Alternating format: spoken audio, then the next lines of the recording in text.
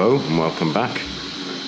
So I showed this track cleaning car last time, and I mentioned I had an idea for it. It's the one I got with the bright red coach, and because it had the Hornby Dublo style coupling on it, I thought I'd use it with this R1, which is a model, for a two-rail model from Hornby Dublo. I think it comes from the early 60s. It's got a plastic body. I think it was designed as like a budget model for the range at the time.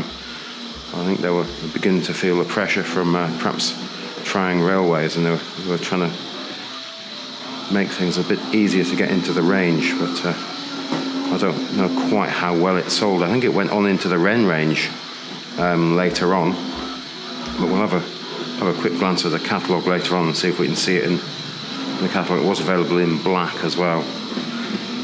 So let's just go up and over the incline. So it's a lovely smooth model. We'll have a look at the inside of it in a moment as well. And the motor is really a thing of beauty. So we'll just roll that up there. We'll bring it to a stop at just after the girder bridge, I think, and we'll have a glance at it. And again, it's a terrific colour, isn't it? Decals are a little bit worn. And have a look in there. See, it's very, very faint. So the top edges sort of come away from handling. A little bit of paint loss from the top of the chimney cap there. Screw down the chimney, sorry. And we seem to have sort of nickel sort of coloured buffers there, or chromed buffers. A little bit of paint loss from the buffer beam there. But I'm using that sort of material in the for cleaning pads. The yellow material I've been using, the Spontexes, which is great between the points, but it does tend to catch on the point blades. So I've just got that on for now. So let's just run that back down the elevated section. So I can't quite keep up with that. Makes a lovely sound, the motor. And the model does have plated wheels, which we'll see shortly. Got those LNER coaches there, and just past the B17. Let's see if we can get this onto level ground.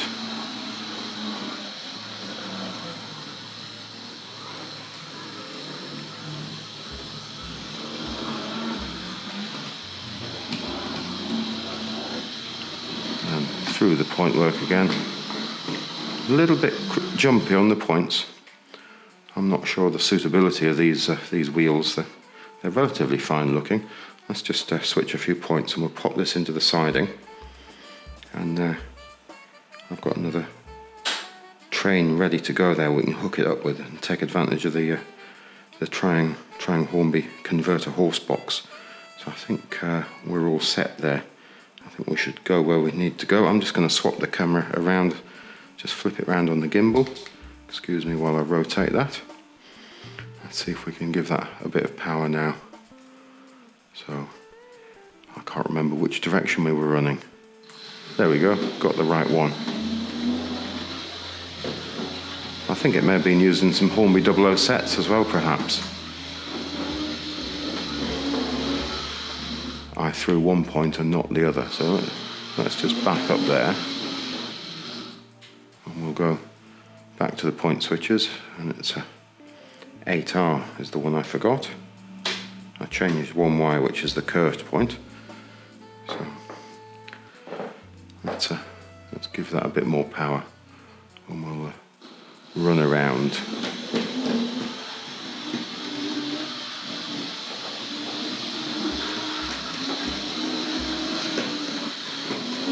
Through the points there, and we've got a few interesting coaches there. We've got some Southern Mark 1s, a utility van, and there's the Horsebox converter wagon there. Perhaps I should just back that up a little. There we go. Now I'm going to flip the points, and then I'm going to go around and uncouple it, because I can't reach to uncouple it. I'll probably just end up derailing it at the time. So there, we'll just have a quick look at that. There's the Horsebox converter wagon. Actually, we've got the box for that here. Let's just grab this. So it's a lovely box. R5 578. This was part of the range when Hornby Dublo was absorbed into what became Trying Hornby. So lovely box. And here the packing rings rattling around in it there. So I suppose they came along in 65. I'm not quite sure how long they lasted in the range. I think they probably went into the 70s maybe. I'll look up the date and I'll pop it in the corner of the screen. So I was just saying I'm going to go to the other side and we'll have a glance at this, and we'll get it uncoupled, and I'll switch the points now so we can get through there, and then we can join up with this quite smart looking train. We've got a Pullman on there and a couple of Mark 1s in southern green. So we'll just switch the points. So I've just fed the controller through here, so we'll just leave that there for use in a moment. So whilst I have changed these points here, so I'll be able to run the locomotive through, I'll have to jump back the other side and swap them around so we can come back. I could change them by hand, but that's sort of cheating a little bit.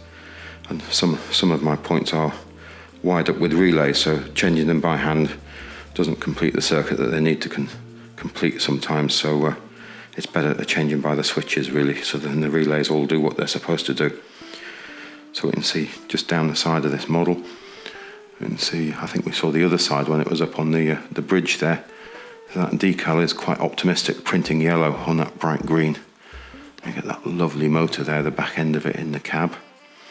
So I think if we just lift up the locomotive in this instance, it's probably the more reliable way of uncoupling this at the moment. We can see this track cleaning car. It's the one I showed the other week, and it's got the Hornby Dublo style coupling on that end, and the Trying Railways D-shaped coupling on that end. So I've got this interesting train made up here with some southern coaches. Let's just have a quick look over it. And I've got the Horsebox converter. You can see the Hornby Dublo style coupling on that end, and the Trying Railways D-shaped coupling, or Hornby D-shaped coupling on that end. My utility van here, this one's already got silver seal wheels on it. I bought it from the local market. It had already been swapped over, so I've left them that way. It does run quite nicely. So it's quite a nice model, nice and smooth, low friction.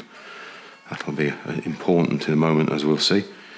And then we've got these lovely southern coaches here. So these are Mark 1s. These are from the early 60s. And I think they're absolutely gorgeous looking items. So we've got the coach there, and then we've got the brake at the end. So lovely BR Southern coaches. So we'll just have a quick look over those. I'm not sure whether I've had these on the railway in the video. I know I've had them on the railway to run, but I'm not sure whether I've shown them before, either this layout or the last layout, to be honest. And there's the Pullman named Lucille. I think I showed this in one of those videos where I'd got a whole bunch of things from Dave Angel. So my other Pullmans are all got sticky labels for names. They were the later ones where you could put your own names on from a sheet. And this early one, is just printed directly onto the plastic, Lucille. So I quite like that. I've only got the one of those, so we'll leave that alone there. So I'm using that to cleaning material there. It's like J-cloth, I think it's branded here in the UK, although there's lots of variations of it. Seems to work quite nicely, doesn't catch on the point work. I have used a combination of other materials. There's these pads here, which are similar to the originals, and they're quite hairy. They do catch on the point work. You can wash them and reuse them. You can hear that catching straight away, so it stops the train in its tracks, as it were. So we'll pop that down. And this stuff, Spuntex, this works for a while, and sometimes I go through spates of it catching. We get away with it, I think is the best way of saying, for quite a while. But it does tend to catch. They are very, very sharp, the point blade ends. That's the experience I've had with it. Didn't seem to be that way on the Super 4, and Today being the 7th of November, I was at the Train Collectors Society show yesterday on the 6th of November down in Leicester. I did buy a handful of items, but I'll get around to showing those in the next video, I think, and some footage I shot there. But this is another one of those bolster wagons I picked up when I was there. So I've got a couple of them on that great looking sort of breakdown train there we saw the other video. And I didn't notice when I picked this up that it's got metal wheels on one side and plastic on the other. And a little gluing there. There was a price ticket under there, I didn't quite notice that. And so maybe somebody's used this as an extra pickup for something in the past, but interesting item. So I quite like the bright greenness of that. So I pop that down. And I did buy a rocket coach, but not from the Train Collector show. This one came from Elaine's Trains. Let's just grab that. So it's missing a buffer. It's fairly dirty. I'm just in the process of giving it a clean. I've had the wheels out, which the axles are all rusty. And it's missing a buffer, I think I already said that. So mine's got, the one I have has got some broken steps on it, so it's quite nice to have found this on Elaine's site. She had a couple of these, so I thought I'd replace or upgrade the one I've got. So there I've just had the wheels out and we're getting those clean. Well, these are clean now. They just need to go back in, but it's quite a fragile moulding this, so I just want to warm this up gently in some warm water before I open this out. I really don't want to break those off. It does feel so fragile in the hand. So yeah, better have a look at the rocket at some point. I'm not sure it'll run on this this track, but we could have a look at it at some point. So let's see if we can get this R1 just through this first set of points, and I'll jump the other side and we'll get the train going. So I can't remember, I've lost track now standing on this side which direction to turn this controller. Got the correct direction, and then we do have a stall. So let's see what's going on here. Sorry, I got completely out of view there, so I'm going to run that backwards. And then we'll run that forward again. Yeah, so it's not as happy as it could be, and these are these very, very old System 6 style points with the cast blades. So I think we'll leave that there. I'll jump the other side and we'll switch the points, and we'll get this great looking train out on the railway.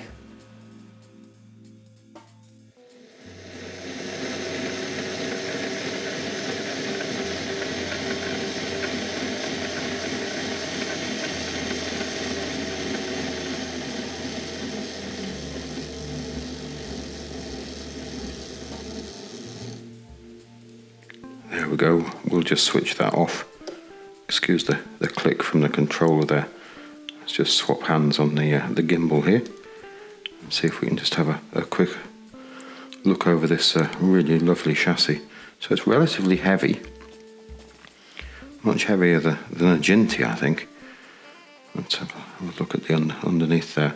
So I'm not quite sure why we've got one bright coupling and one dark coupling. The one at the front there seems to be riveted into the chassis block there, whereas the one on the rear has a screw fitting, so maybe it's been replaced at some point.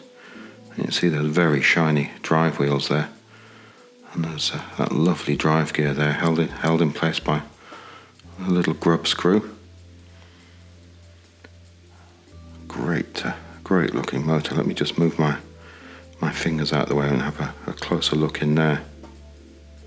It really is that little bit more substantial, isn't it, than the Triang type models, the way they were built. But definitely made to last, this, I think. So although I don't think this one has done a great deal of running, let's just turn that over and have a quick look down the other side of it there. You see this arrangement there with a little bit of rubber tubing on the end of the coupling to to create some return on it. I think that's quite an interesting idea. Nice collection plate there, cut around the drive gear. So I think we'll pop that down, and we'll have a look over the body. I'm just going to give my fingers a wipe there, so I don't really want to get oil on the bodywork here. Let's just move the rolling road out of the way too. So I was mentioning the chimney cap. It just comes away. Yeah, you've got that great big long securing screw. And you've got that little separate part there. Let's see if we can take that off. Let's have a look at that screw. It's threaded right the way up. Surely that's got to cost more to thread that all the way up than just at the base where it's needed.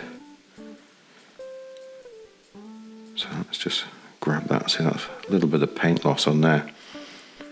I think that's just such a great little feature. Don't know why I quite like that, but I do. And yeah, we can see there's definitely quite a bit of wear on those decals, isn't there? Separately fitted what looks like brass safety valves. I'm just going to put that to one side before it falls on the floor and I lose it. I think we pointed out there's a bit of paint loss on the buffer beam there.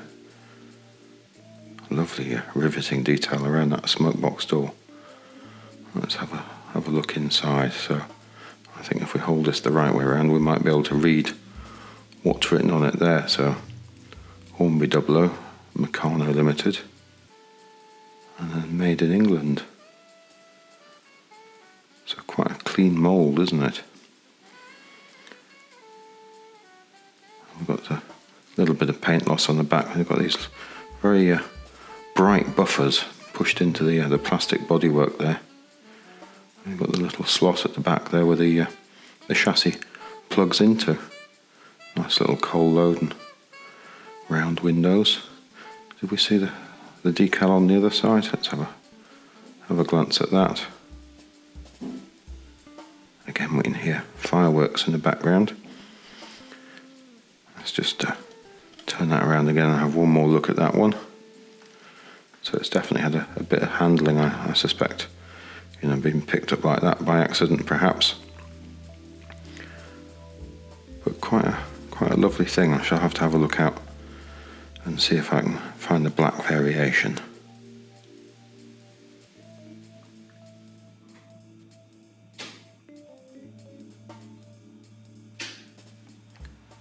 So let's just give that a bit of power and see if we can hook up to the converter wagon there. So let's see how smoothly we can do this. There we go. Let's just have a quick glance at that and see if we're coupled. Yeah, I think we're coupled there. So let's continue back out of the sidings there. And let's get her onto the main line. And I think I've left the points all set so we can go up and over. So I know we just had to look on the inside of this model, but a few more hours have elapsed than I was thinking before I got back to shooting this bit. But it's now Sunday evening. It seemed like it was time for lunch when I had finished shooting with the model on the railway before, and then sort of events of the day took place. So let's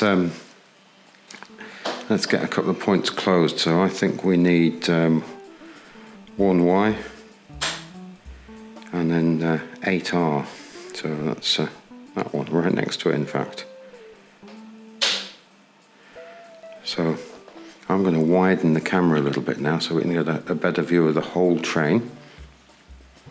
And then let's see if we can roll round up and over and see how we do. So let's hold that up a little.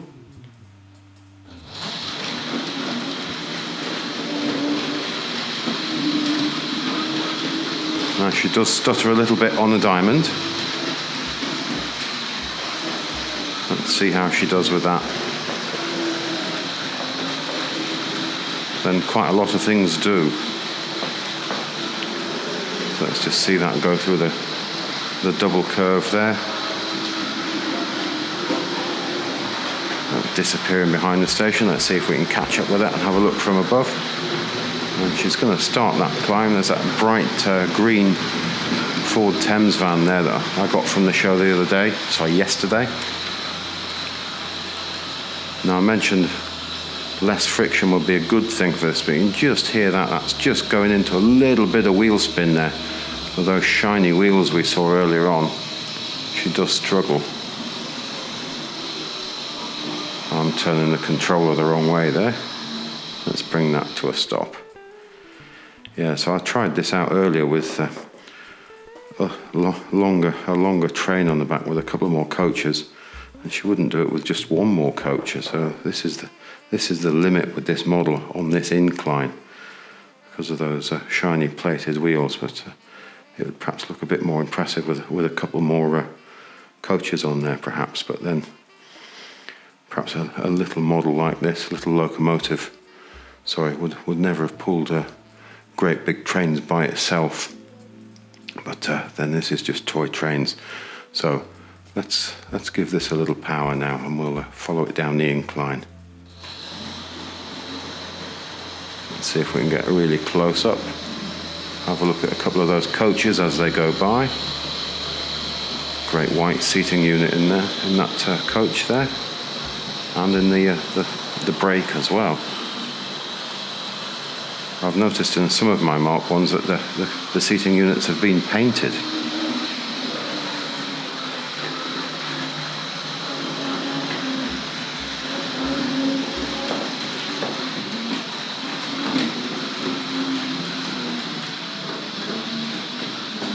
So I think we're almost out onto the main line there. There we go. I'm just going to have a fiddle with some point work now. So we'll close up the elevated section. That's 1 and 3. And I think what we really need to do is put her into the station. So that's the station approach now. I can't remember which way round I have the point set over here at the station. So let's have a glance. So yeah, number 1. Yeah, we're all set to go in alongside the EM2 there. So I think we're all good. Let's just have a look at this this van. So I picked this up at the show from Dave Angel yesterday down in Leicester. So that's quite a shocking green, isn't it? I think that's more a lime, isn't it? So I thought it looked rather good at the goods shed there, just next to the crane. Let's see if we can see the underside of it there.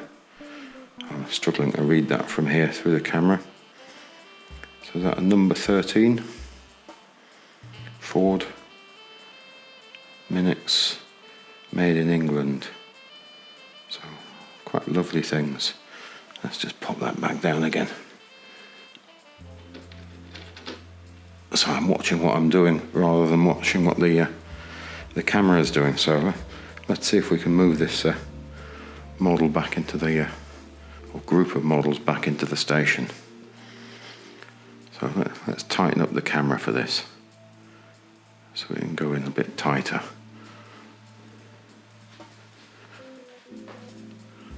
So here we go, a little power.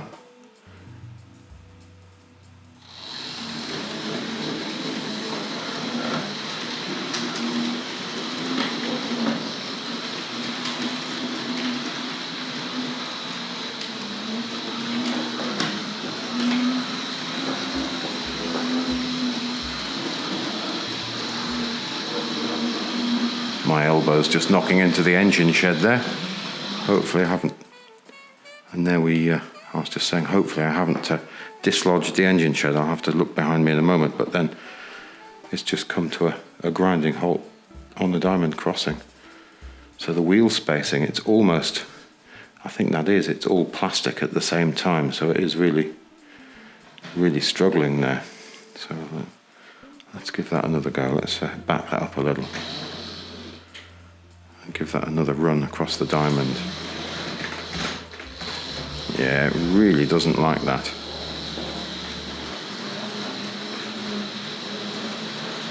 So let's just roll this into the station. And I think we'll have a look at the amalgamation leaflet of 1965. So this locomotive shows up in a couple of places within that little brochure. And I think we'll move this right along the platform, right under the footbridge at the very end.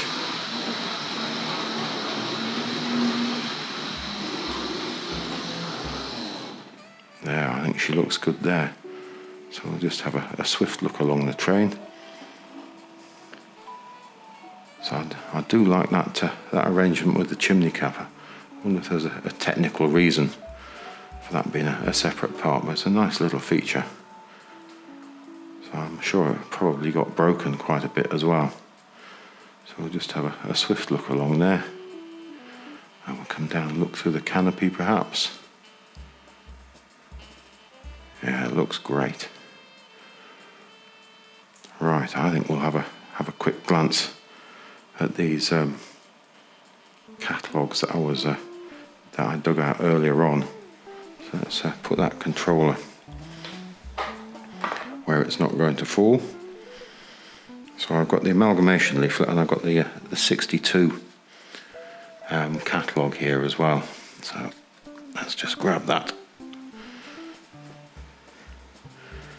I think we might be alright here, not too much glare. I hear fireworks in the background, people are still letting them off. See, it's gone completely black outside now. So definitely into evening time in the winter. So there's the amalgamation, little amalgamation leaflet, of May 65 it says on there. So we won't go mad with it too much, I don't think. So we have seen it before. So there's a converter truck, an open wagon, and that was our R577. So again, I think these were available for quite a while. I have a black one of those, and let's see, there we go, we've got the green locomotive there, the green R1060 tank locomotive, and we've got a model number here of R2207, so there's a Hornby Dublo number, that would have just been 2207 I think, but looking rather splendid in green there on the page. And you see that it's got the decal fully printed on there, not worn away by handling. But we've seen all of these items in the catalogue before. So I have got the Kobo and the Barnstable. We've seen that running ages ago on the older layout. I haven't had that run on this layout, so maybe we should before it goes. So there's that great diorama, and then we can see the R1 there, just sitting on the turntable. I think there's a handful of other Hornby Dublo models in here. I think that's one of the overhead electrics sitting in the engine shed there. And that's the Barnstable, I think. I think the diesel shunter. We're getting a little bit of glare on the print work there, but lovely picture, full of great items. And we've got the Hornby Dublo station, or no, it's not stations, but buildings and so on there. Got the great, was that a quadruple engine shed, and the lovely terminus station. So I have been having a fiddle with the 3D printing some extra parts for my Hornby Dublo station, so I can get a nice long platform. But if you have a look at the printer, I think I've got some of the parts there. I've just run into currently some problems with it. I printed back in lockdown earlier in the year. I did the platform sections, and I sort of haven't had time to spend on it, and I've just got around to doing the sidewalls, but I'm having print quality issues at present. I think moisture has crept into the PLA I was originally using, so I think maybe I'll try and fresh PLA and see if I can improve the print quality. So ideally it'd be nice to use one of these stations with a nice long platform on its approach perhaps. I don't know whether it'll go into this layout. I keep thinking of excuses to keep this layout going, but it's going to go at some point. And there's the battle space items at the end there. So that was 65. I don't think I've got a very early Hornby Dublo catalogue from 1960. I I've got the Book of Trains, which has the black R1 in it. So I was thinking it didn't come along till 1960, but I think the Book of Trains does have the R1 in, show it in there, but not in green. So let's have a swift look here. So we've got the price list. I did show this in an earlier video. I'll leave a link to it, and I think somebody kindly gave me some translations, sorry, of the wording on some of on this writing here. But quite a nice thing. It's obviously been an Italian shop copy of the catalogue, and the prices have been written in here. So here is a set with the black R1, a couple of maroon what look like suburban coaches, and I think the pricing's scribbled on in lira here. There's a good set featuring the black R1 too. So great pictures again, in keeping with the trying Hornby catalogues of the time. These are just absolutely stunning illustrations, bits of artwork in their own right. So we'll just have a quick leaf through here, and there we've got the green R1 and the black one side by side. I think this is model numbers, perhaps, is it, or prices? Well, this is definitely prices, I think, on this side. So is this model numbers here? Am I getting confused? 2207, 22307, maybe. Was there a 3-rail variant of that? I'm not sure. I thought this model perhaps was only available in 2-rail. I may well be mistaken. Simple, safe and reliable. So I wonder if anybody else has any information whether that was available as 3-rail. For some reason I've got it in my mind it is just a 2-rail model, but I could be wrong.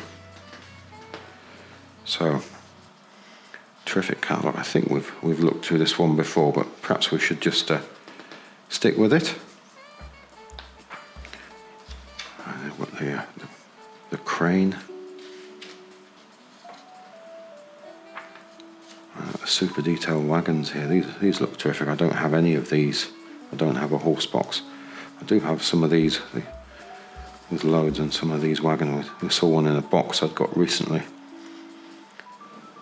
But I think I might have that one without a load, but with the pins in it to hold the load in place.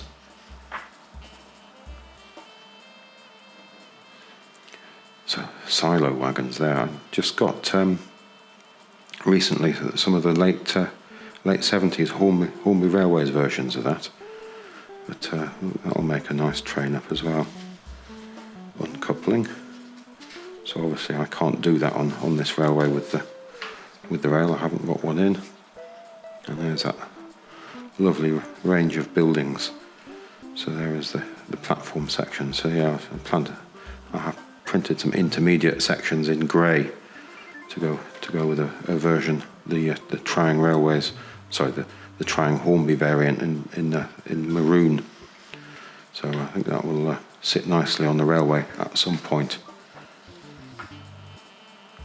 Lovely lighting unit there. Would be nice to find one of those. What a lovely simple thing with a spring clip to hold it onto something. It's a great item.